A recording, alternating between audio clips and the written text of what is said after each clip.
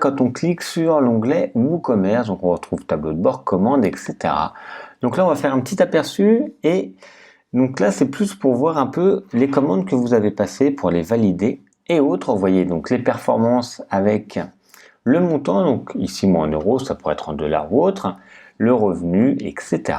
Les commandes, les discounts que vous avez fait, les taxes, etc.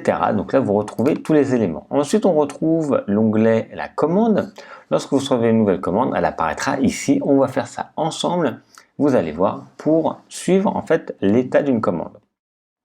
Le code promo. Vous pouvez également pour faire du marketing créer un code promo. Pareil, on va voir pour faire le code promo. Là, je vous présente juste un aperçu général. Ensuite, le rapport, on retrouve, c'est un élément un peu comme le dashboard, mais de façon un peu plus détaillée. Donc, on retrouve sur la période par rapport aux clients, par rapport au stock, la TVA. Et on retrouve ici les ventes par produit, par catégorie, les codes, etc. Donc, c'est quelque chose qui est très précis. Si vous n'avez pas beaucoup de produits, pas beaucoup d'articles, vous allez peut-être moins analyser tout ça. Si vous en avez plusieurs, voilà, ça peut être intéressant. Ensuite, le réglage.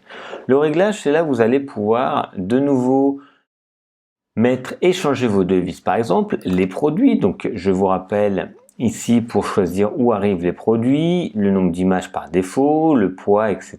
Donc là, ce seront tous les paramètres. La TVA des produits, s'il y a des produits qui sont à une TVA réduite ou pas. Okay, standard réduit ou autre.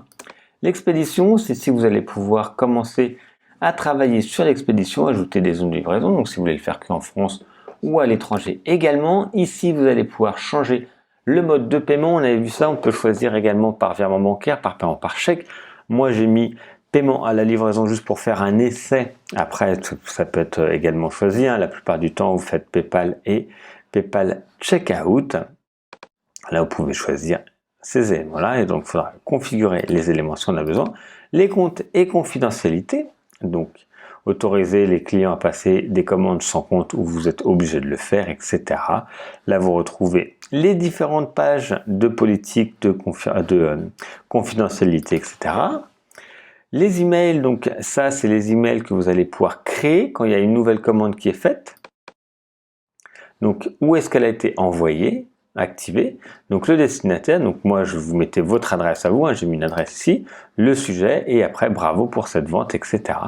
Vous pouvez donc, je vais revenir en arrière, générer et changer, par exemple, quand une commande est en cours ou une commande est terminée, ou voilà, vous pouvez vraiment choisir exactement ici le texte du mail qui va en recevoir. Là, c'est juste merci pour votre achat, mais vous pouvez en choisir d'autres.